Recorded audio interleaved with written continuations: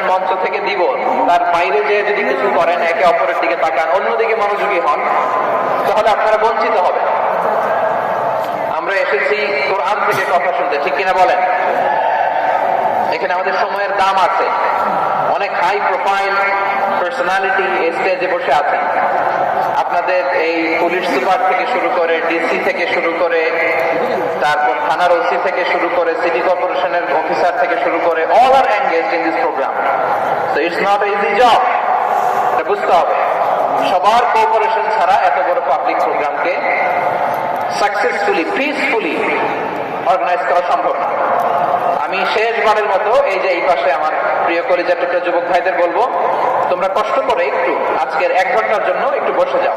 হ্যাঁ দেখেছি, মাশাআল্লাহ, হ্যাঁ দেখেছি, এই যে আপনারা আপনার এই শুভেচ্ছা জানালাম। ঠিক আছে, মাশাআল্লাহ মাশাআল্লাহ মাশাআল্লাহ, ঠিক আছে, আল্লাহ কবুল করুক, আল্লাহ কবুল করুক। এরাই হচ্ছে আগামীর বাংলাদেশ। এই যে সিলেটের সমন্বয়ক যারা 24-এর ছাত্র নাগরিক অভ্যুত্থানে যারা নেতৃত্ব দিয়েছে, ফ্রন্ট লাইনার হিসেবে কাজ করেছে, ওরা এসে আমার সাথে দেখা করলো। প্রাণ ভরে আমি দোয়া করেছি, তোমরাই আগামীর বাংলাদেশ, তোমাদের হাতে নিরাপদ আমার এদেশের লাল সবুজের পতাকা। তোমাদেরকে দায়িত্বশীল ভূমিকা রাখতে হবে। মাশাআল্লাহ, হ্যাঁ হ্যাঁ, হেরে যাবে হিংসা, জিতে যাবে ভালোবাসা। ঠিক আছে, দেখেছি দেখেছি দেখেছি, মাশাআল্লাহ মাশাআল্লাহ। এই তো শান্ত, এভাবে কয়েক মিনিট একটু কোঅপারেট করলে আমি কিছু বার্তা, কিছু মেসেজ আপনাদের সাথে শেয়ার করবো ইনশাআল্লাহ। যখন আমি জিজ্ঞেস করবো তখন আওয়াজ করে উত্তর দিতে হবে, আর যখন কথা বলবো তখন চুপ থাকতে হবে। খরগোশের কানের মতো কান দুটোকে খাড়া করে রাখতে হবে, আর চাতক পাখির মতো চোখ দুটো সামনে রাখতে হবে। করা যাবে ইনশাআল্লাহ?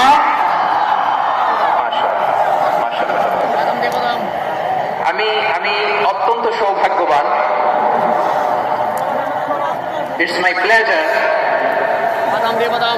আমি অত্যন্ত সৌভাগ্যবান যে 3 দিন ব্যাপী আঞ্জুমানে খেদমতে কোরআনের এই চমৎকার তাফসীরুল কোরআনের প্রোগ্রামের শেষ অধিবেশনে আমার মতো এরকম নগণ্য, ক্ষুদ্র, ছোট্ট একটা মানুষকে কিছু কথা বলবার সুযোগ করে দেওয়া হয়েছে।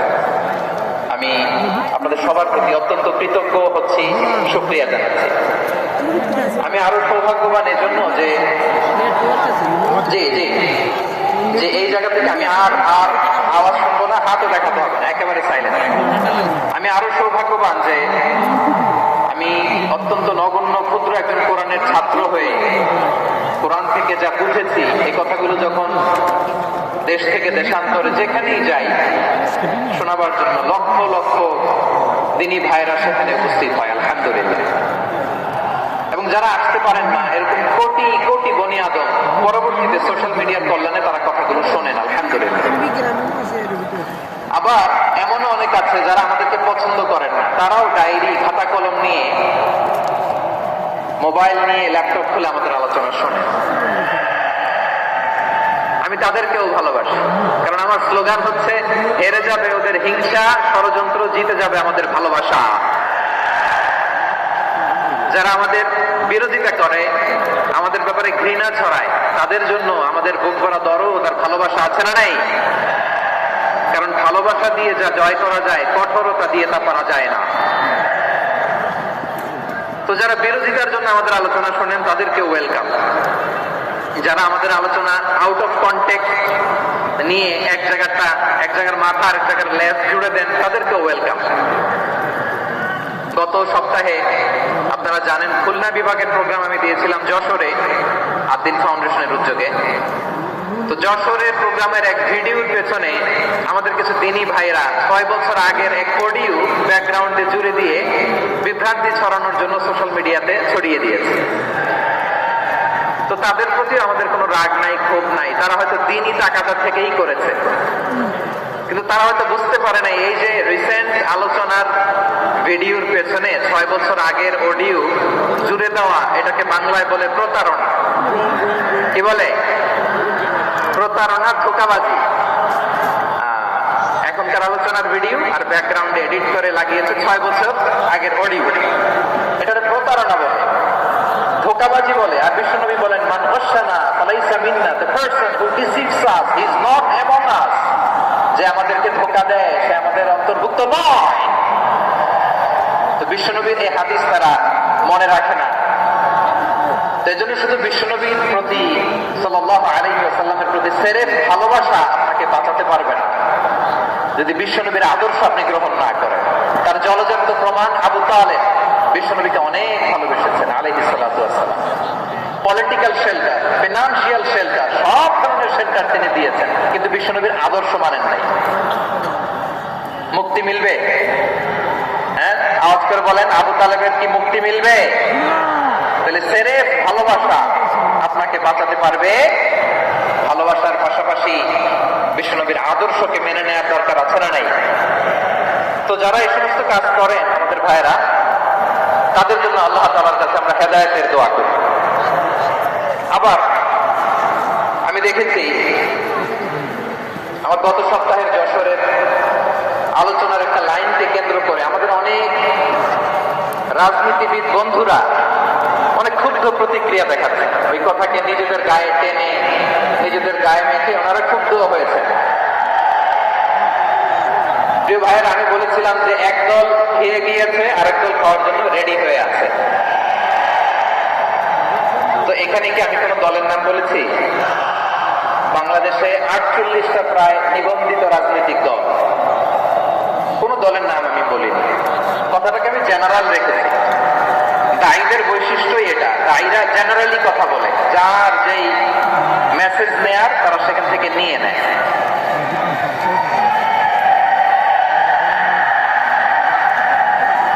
তো কোন দল এটা নিয়ে কোনো কথা বললো না। আপনারা এটাকে নিজের গায়ে যে মাখালেন, এটা ঠিক হয়নি। আমি বলবো যে এটা খুবই অনভিপ্রেত হয়েছে। কোন দলকে টার্গেট করে বা কোন দলের পক্ষে আমরা কখনো কথা বলি না।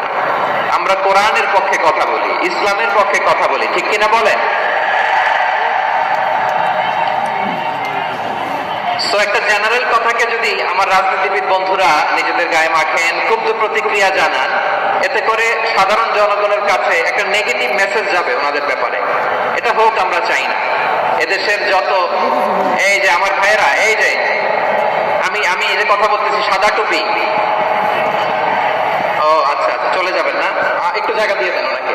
হয় কি লক্ষ লক্ষ মানুষের ভিড়ে আপনি যদি উঠতে চান খুব কঠিন হয়ে যায়। যদি পারেন একটু বসেন, আর না পারলে ভাইকে একটু জায়গা দিয়ে দেন। আমার দিকে তাকা, এই সিলেট এদিকে তাকাও, এদিকে এদিকে, ফাইন।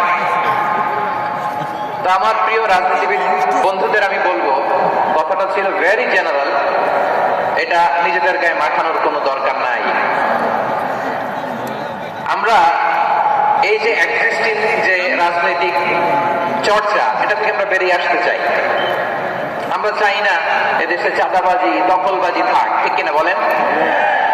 এদেশে কোনো দুর্নীতি থাক, টেন্ডারবাজি থাক, এগুলো আমরা চাই। আই হেট পলিটিক্স একটা জেনারেশন আছে, এই বেশিরভাগ জেন জি অফ সিলেট, এরা আই হেট পলিটিক্স জেনারেশন। এরা পলিটিক্সকে পছন্দ করে না। তো কেন করে না, এর দায়ভার আমাদের আছে না নাই? আচ্ছা। এবং আমরা দেখেছি ক্ষমতার পালাবদল যখন হয়, এক সরকার যায় আরেক সরকার আসে, তখন দুর্নীতির ফিরিস্তি আমরা জানতে পারি, এর আগে জানতে পারি না। প্রতিটা দলের ভেতরেই আমরা এই বাজে চর্চাটা দেখেছি। তো এখন আমাদেরকে শুধরে নেওয়ার সময় এসেছে। এটা এই সুন্দর সময়, নতুন প্রভাতের বাংলাদেশ, নতুন ভোরের বাংলাদেশ, এই সময় আমরা কাদা ছোড়াছুড়ি যেন না করি। আমাদের শপথ নেওয়ার সময় এসেছে। প্রতিটি দল, নিবন্ধিত 48টি, সবগুলো দলের এখন শপথ নেওয়া উচিত যে আমরা কোনোদিন আর চাঁদাবাজি করব না, টেন্ডারবাজি করব না, দখলবাজি করব না। আমরা সবসময় দেশের পক্ষে থাকি, সবসময় দেশের পক্ষে থাকবো। সেই কথাগুলো ছিল ভেরি জেনারেল। যে কথাগুলো আমরা জেনারেলি বলি, এগুলো জেনারেলি আপনারা নেবেন। আমার রাজনীতিবিদ বন্ধুদের কাছে এটাই আমার কামনা। আর এই জাতীয় বার্তা যখন আমরা দেই, তখন যদি আপনি বলেন যে পারলে রাজনীতিতে আসেন, পারলে দল করে দেখান, এটা হইল? আমি কি এরকম কোনো কথা বলেছি? না। আমি একজন মুফাসসিরে কোরআন, আমি একজন আলেম, এর বাইরেও আমার সবচেয়ে বড় পরিচয় আম আ সিটিজেন অফ বাংলাদেশ। আমি বাংলাদেশের একজন সাধারণ নাগরিক। আমার দেশের যে কোনো সমস্যা, যে কোনো ইনকনসিস্টেন্সি, অসঙ্গতি নিয়ে মত প্রকাশের স্বাধীনতা আমার আছে না নাই? আপনারাই তো বাক স্বাধীনতার কথা বলেন, ফ্রিডম অফ স্পিচের কথা বলেন, বাক স্বাধীনতার কথা বলেন। তো আপনারাই যদি আবার কোন মন্তব্যের কারণে বলেন যে রাজনীতির মাঠে আসেন, দল করেন, দেখি কতটুকু পারেন, এটা ঠিক হবে না। তাই প্রিয় ভাইয়ের, আসুন আমরা দল মত নির্বিশেষে কাঁধে কাঁধ মিলিয়ে সোনার বাংলাদেশ গড়ি, দুর্নীতিমুক্ত বাংলাদেশ গড়ি, যে বাংলাদেশের জন্য রক্ত দিয়েছে আবু সাঈদ, যে নতুন ভোরের বাংলাদেশের জন্য রক্ত দিয়েছে মুগ্ধরা, যে নতুন বাংলাদেশের জন্য রক্ত ঝরিয়েছে 24-এর যে গণ অভ্যুত্থানের প্রত্যেকটি শহীদের আওয়াজ করে বলেন ঠিক কিনা? আল্লাহ তাআলা আমার দেশকে তুমি নিরাপদ করো, শান্তিময় করো, আমরা যেন স্বাধীন সার্বভৌম বাংলাদেশে মাথা উঁচু করে বিশ্ব দরবারে দাঁড়াতে পারি। আল্লাহ তুমি তৌফিক দান করো। আওয়াজ করে সবাই পড়ে আমিন। প্রিয় ভাইয়েরা, আমি আর কাল বিলম্ব না করে আসুন সরাসরি মহাবিশ্বের মহাগ্রন্থ, মহাবিশ্বয় মহাগ্রন্থ আল কোরআন আল কারীমের তাফসীর শুনি। আমি আজকের এই চমৎকার রজনীতে আলোচনা করবার জন্য সূরাতুল আহজাবের 45-46 এ দুটি আয়াতকে চুজ করেছি। এই দুটি আয়াতের আলোকে কিছু কথা আপনাদের সাথে শেয়ার করব। আওয়াজ করে পড়ুন ইনশাআল্লাহ। তার আগে আসুন একটু দেখে নিই আপনারা কে কোথা থেকে এসেছেন। আপনারা সুনামগঞ্জ জেলা থেকে কারা কারা এসেছেন দেখি। সুনামগঞ্জ, মাশাআল্লাহ মাশাআল্লাহ মাশাআল্লাহ, ঠিক আছে, হাত নামাও। সুনামগঞ্জ গেল। হবিগঞ্জ, হবিগঞ্জ, ঠিক আছে, হাত নামাও। মৌলভীবাজার, দেখি মৌলভীবাজার, মাশাআল্লাহ, ঠিক আছে। এবার সিলেটের কারা কারা দেখি।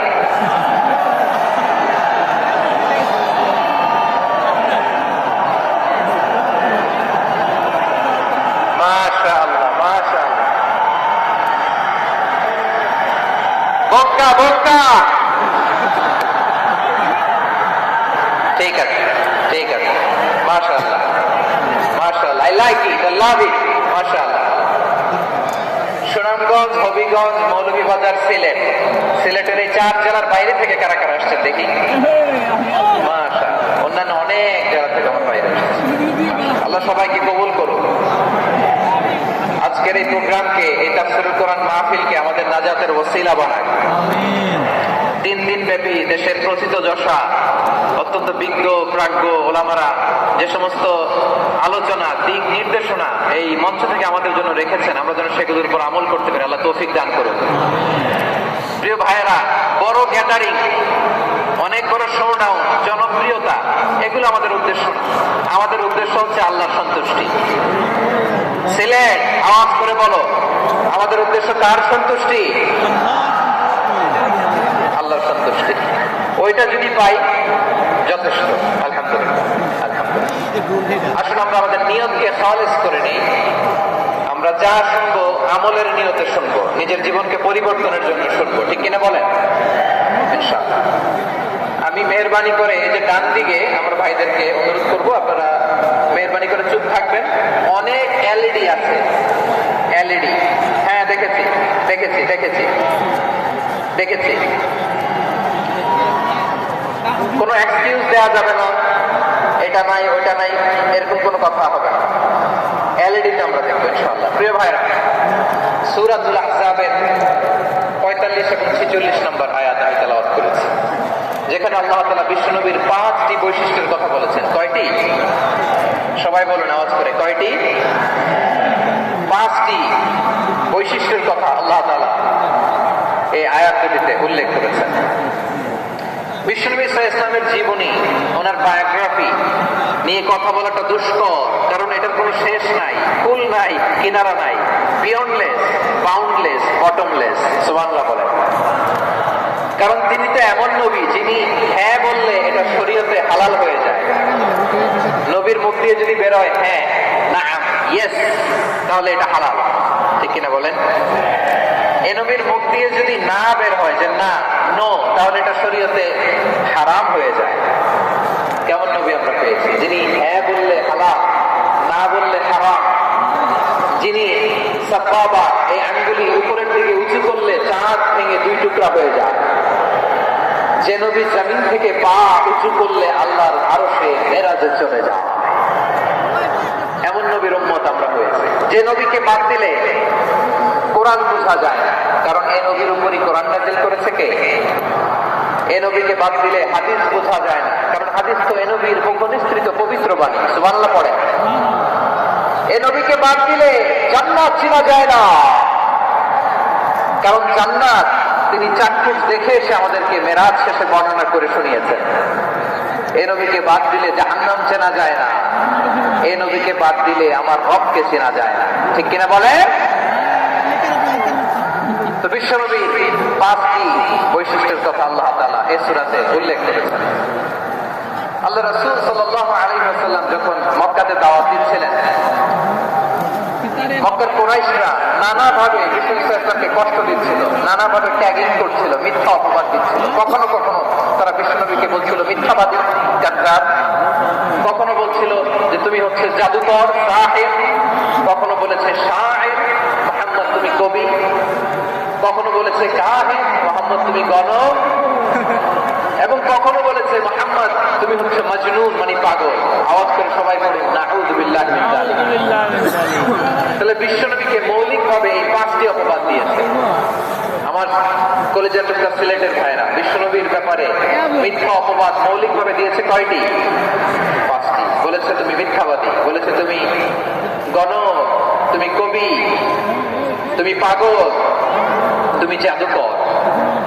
বিশ্বনবীকে যে 5টি অপবাদ দেয়া হলো, আল্লাহ তাআলা এটা সহ্য করেননি। এই 5টি অপবাদের বিপরীতে আল্লাহ তাআলা বিশ্বনবীর 5টি চমৎকার বৈশিষ্ট্য উল্লেখ করে সূরাতুল আহজাবের 2টি আয়াত নাযিল করেছেন। আওয়াজ করে পড়েন আল্লাহু আকবার। 5টি চমৎকার বৈশিষ্ট্য সূরাতুল আহজাবের ভিতরে রব্বুল আলামিন উল্লেখ করে আমাদেরকে জানিয়ে দিচ্ছেন, ইয়া আইয়ুহান নবী ইন্না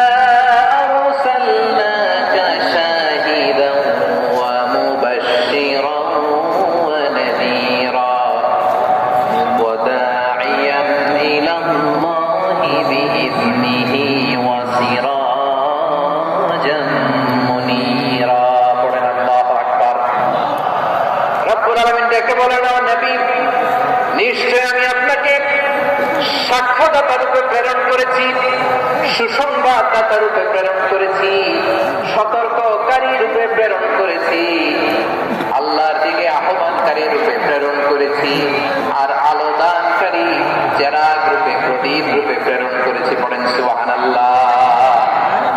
5টা বৈশিষ্ট্য। 1 নম্বর আল্লাহ তাআলা বলেন, হে নবী নিশ্চয় আমি আপনাকে সাক্ষ্যদাতা হিসেবে প্রেরণ করেছি। সাক্ষ্যদাতা, বিষ্ণু ইসলাম সাক্ষ্য দিবেন, এই জন্য শাহিদ। শাহিদ মানে সাক্ষ্যদাতা। আওয়াজ করে বলুন, শাহিদ মানে কি? তিনি সাক্ষ্য দিবেন। মুবাশশির, 2 নম্বর বৈশিষ্ট্য হচ্ছে তিনি মুবাশশির। মুবাশশিরুম বিরাহমাতিল্লাহি ওয়া বিল জান্নাহ। তিনি আল্লাহর রহমতের সুসংবাদ দেন, তিনি আল্লাহর জান্নাতের সুসংবাদ দেন। সুবহানাল্লাহ পড়েন। 3 নম্বর বৈশিষ্ট্য হচ্ছে নাযীর, তিনি সতর্ককারী, ওয়ার্নার। তিনি সাবধান করতে এসেছেন, রিমাইন্ডার দিতে এসেছেন যে আল্লাহর পথে যদি না চলো, শিরকি কাজ যদি না থামাও, তাহলে এমন আযাব আসবে আল্লাহর পাকড়াও থেকে তুমি বাঁচতে পারবে না। তিনি নাযীর। বিষ্ণু ইসলামের 4 নম্বর বৈশিষ্ট্য হচ্ছে দাঈয়ান ইলাল্লাহ, তিনি আল্লাহর দিকে আহ্বানকারী। এই যে আমরা আমাদেরকে পরিচয় দেই যে আমরা দাঈ, বলি না? বলি যে উনি হচ্ছেন একজন দাঈ ইলাল্লাহ। বহু বছর আমরা বলি আদ-দুআ ইলাল্লাহ, এটা কোরআনের এই আয়াত থেকে এসেছে। সুবহানাল্লাহ পড়েন। ওয়া দাঈয়ান ইলাল্লাহি বিইذনিহি, আল্লাহর আদেশে বিষ্ণু ইসলাম আল্লাহর দিকে মানুষকে ডাকেন। এবং বিষ্ণু ইসলামের 5 নম্বর বৈশিষ্ট্য হচ্ছে সিরাজাম মুনীরা, আলোদানকারী প্রদীপ, আলোকদীপ্ত প্রদীপ, যে আলো দিয়ে তিনি গোটা বিশ্বকে আলোকিত করেছেন। আওয়াজ করে পড়েন আল্লাহু আকবার। তাহলে মোট 5টি বৈশিষ্ট্য নিয়ে আমরা কথা বলবো বিশ্বনবী। আওয়াজ করে বলুন কয়টি? 1 নম্বরে হচ্ছে শাহিদ, বিশ্বনবী সাক্ষী দিবেন। কি দিবেন? He will be witness for all prophets and for us. তিনি নবীদের উপরও সাক্ষী দিবেন, আবার উম্মতের উপরও সাক্ষী দিবেন। সুবহানাল্লাহ পড়েন। কিয়ামতের দিন আল্লাহ তাআলা প্রত্যেক নবীকে জিজ্ঞেস করবেন যে তুমি কি তোমার উম্মতের কাছে আমি যা যা পৌঁছাতে বলেছিলাম পৌঁছিয়েছো? নবীরা বলবে আল্লাহ আমি পৌঁছিয়েছি। নবীদের কথা ঠিক কিনা, সত্য কিনা, এর সপক্ষে তখন বিশ্বনবী সাক্ষী দিবেন। সুবহানাল্লাহ পড়েন। এজন্য রব্বুল আলামিন বলেন ফাকাইফা ইযা জি'না মিন কুল্লি উম্মাতিন বিশাহীদিন ওয়া জি'না বিকা আলা হাউলাই শাহীদা। তখন কেমন হবে যখন প্রতিটি উম্মত থেকে আমি একজনকে সাক্ষ্য হিসেবে বের করে আনবো, আর তাদের উপরে নবী আমি আপনাকে সাক্ষ্য বানাবো। পড়েন সুবহানাল্লাহ। তাহলে সব উম্মতের ব্যাপারে সে উম্মতের নবীরা সাক্ষ্য দিবে, আর ওই নবীদের উপরে আমাদের নবী বিশ্বনবী সাক্ষ্য দিবেন। সুবহানাল্লাহ পড়েন। এজন্য বিশ্বনবী হচ্ছেন শাহিদ। শাহিদের আরেকটা ব্যাখ্যা হচ্ছে বিশ্বনবী সাল্লাল্লাহু আলাইহি ওয়াসাল্লাম আমাদের সাক্ষীর উপরে তিনি সাক্ষী দিবেন।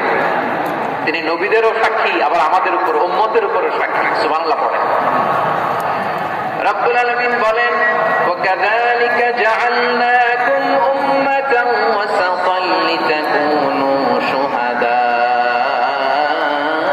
আলান নাস ওয়া ইয়াকুনার রাসূলু আলাইকুম শাহীদা। আর অনুরূপভাবে আমি তোমাদেরকে মধ্যমপন্থী উম্মত হিসেবে তৈরি করেছি, প্রেরণ করেছি। ব্যালেন্সড উম্মাহ, মধ্যমপন্থী উম্মাহ হিসেবে প্রেরণ করেছি, যাতে করে তোমরা সবার উপরে সাক্ষ্য দিতে পারো, আর যাতে তোমাদের নবী হতে পারে তোমাদের উপরে সাক্ষ্যদাতা। পড়েন সুবহানাল্লাহ। আমরা হচ্ছি ব্যালেন্সড উম্মাহ, আমরা সবার ব্যাপারে সাক্ষ্য দিব, আর আমাদের উপর সাক্ষ্য দিবে স্বয়ং বিশ্বনবী। সুবহানাল্লাহ পড়েন। তাহলে আমাদের নবী নবীদের উপরও সাক্ষী, আমাদের উপরও সাক্ষী। সেই বুখারীতে এসেছে আল্লাহ তাআলা কিয়ামতের দিন সাইয়েদনা নূহ আলাইহিস সালামকে বলবেন, নূহ তুমি কি দাওয়াত পৌঁছিয়েছো তোমার উম্মতের কাছে? নূহ আলাইহিস সালাম বলবেন, হ্যাঁ আমি পৌঁছিয়েছি। এবার নূহের উম্মতকে আল্লাহ জিজ্ঞেস করবেন, এই নূহের উম্মতেরা তোমাদের নবী নূহ কি দাওয়াত পৌঁছিয়েছে? নূহের উম্মত বলবে, না আল্লাহ, আমাদের কাছে কোনো সতর্ককারী আসে নাই, কোনো নবী টবি আসে নাই, কোনো দাওয়াতও আমরা পাই নাই, আপনারাও চিনি নাই, জান্নাতও চিনি নাই, জাহান্নামও চিনি নাই। নূহ আলাইহিস সালাম বিপদে পড়ে যাবেন। তখন আল্লাহ বলবেন, নূহ তুমি বললা পৌঁছিয়েছো, তোমার উম্মত বলে কিছু পায় নাই। নূহ তোমার কি কোনো সাক্ষী আছে? তোমার কথা তোমার উম্মতের কথা তো মিলে না। তুমি বললা তুমি আমার নির্দেশনা দাওয়াত পৌঁছে দিয়েছো, কিন্তু তোমার উম্মত বলে পায় নাই। নূহ তোমার পক্ষে কোনো সাক্ষী আছে? নূহ আলাইহিস সালাম বলবেন, আছে। কে? উম্মতে মুহাম্মদ। তখন আমরা বলবো, আল্লাহ আল্লাহ নবী নূহ আলাইহিস সালাম তিনি আপনি যা যা বলেছেন ঠিক তা তা তার উম্মতের কাছে পৌঁছে দিয়েছেন। এবার নূহের উম্মতের সাথে আমাদের ঝগড়া লাগবে। তারা বলবে, তোমরা আসছো আমাদের হাজার হাজার বছর পরে, তোমরা কি করে জানলা? তোমাদের সাক্ষী কর্তব্য হবে না। আমরা তখন বলবো, আমাদের কোরআনে তোমাদের নবীর নামে আল্লাহ তাআলা একটা সূরা নাযিল করেছেন, সূরাতে নূহ। আওয়াজ করে পড়েন আল্লাহু আকবার। আমরা বলবো, আমাদের কোরআনে তোমাদের নবীর কথা আল্লাহ আমাদেরকে জানিয়েছেন, দিন রাত এক করে তোমাদের কাছে তিনি দাওয়াত পৌঁছেছেন। তোমরা কানের মধ্যে হাত দিয়ে রাখতা, চেহারাটা কাপড় দিয়ে ঢেকে রাখতা, আল্লাহ নবী নূহকে পিটিয়ে ছালা দিয়ে পেঁচিয়ে তোমরা পাহাড়ে তুলে রেখে আসতা। সব আমরা জানি। আমরা যখন বলবো এই কথা, নূহের উম্মত চুপসে যাবে। তখন আমরা সত্য বলেছি কিনা এটা আল্লাহ তাআলা জানতে চাইবে বিশ্বনবীর কাছে। তখন বিশ্বনবী আমাদের পক্ষে সাক্ষী দিবেন। আওয়াজ করে বলেন আল্লাহু আকবার। এজন্য আল্লাহ বলেন, নবী আপনি হচ্ছেন সাক্ষ্যদাতা, সব নবীদের উপর আপনি হবেন সাক্ষী, আবার আপনার উম্মতের সাক্ষীর উপর আপনি হবেন সাক্ষী।